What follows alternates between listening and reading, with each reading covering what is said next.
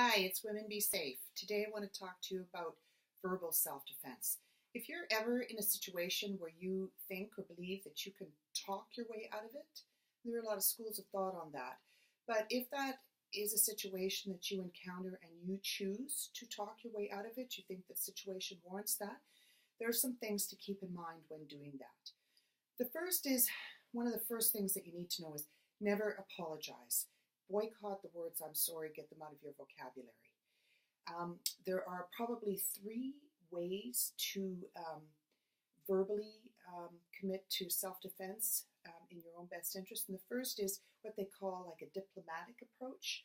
So you may know the person, you may not know the person, but if they are at you, talking at you, and you feel that they may do you harm, you could try the scenario where you're very calm, which you should be anyway, because you have to do your deep breathing to fully recognize the situation and acknowledge inside yourself what's happening and that you're in potential danger. So you appear calm on the outside.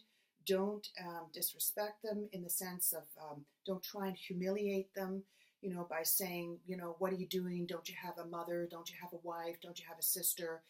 You know what, that's great in print, but probably in real life not a good idea. You can listen to them, and then you can repeat back to them in a calm voice what they've said to you and try and redirect the conversation. So that's one tactic that you could use. The second one is being more assertive. And I personally really like this approach, and you can use it in so many areas in your life. You can put no at the beginning of your sentence. No, I don't want to do that. Right away, they know where you stand, and you have nothing to lose. This is really helpful if this is somebody that you know that you're dealing with.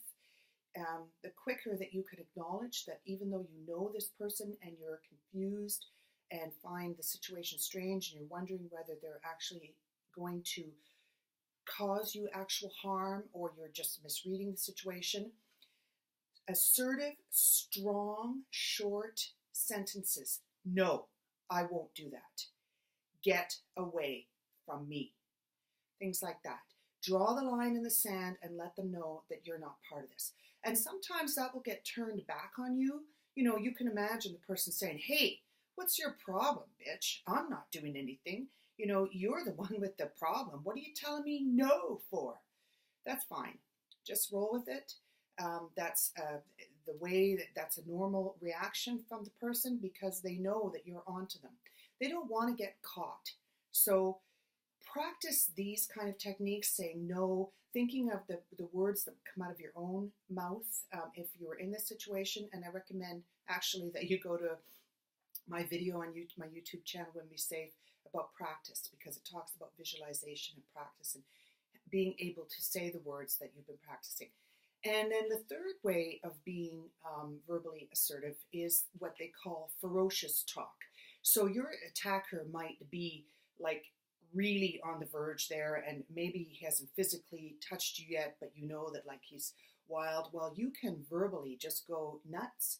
Just be ferocious yourself. Curse, yell, hiss, snarl, scream, make it loud. Do whatever it is that you need to do to get out of that situation. So that's another option. And the overall general rules in all of this are never believe anything that your attacker is telling you, because you know what? They lie because they don't have the same value system that we do. So a person wouldn't put another person in harm's way or be threatening them or physically attacking them if they felt and thought the same way that you and I do. They don't. So especially important if you know the person. Don't believe a word. Don't trust. Be on your guard for all of that. False promises, and don't agree to do anything that they want you to do. I mean, if you want to do it, that's one thing, but self-defense is about choice, and that's what I'm trying to give you. So I think that wraps that up, and I look forward to any comments, and thank you for tuning in to Women Be Safe. Next time.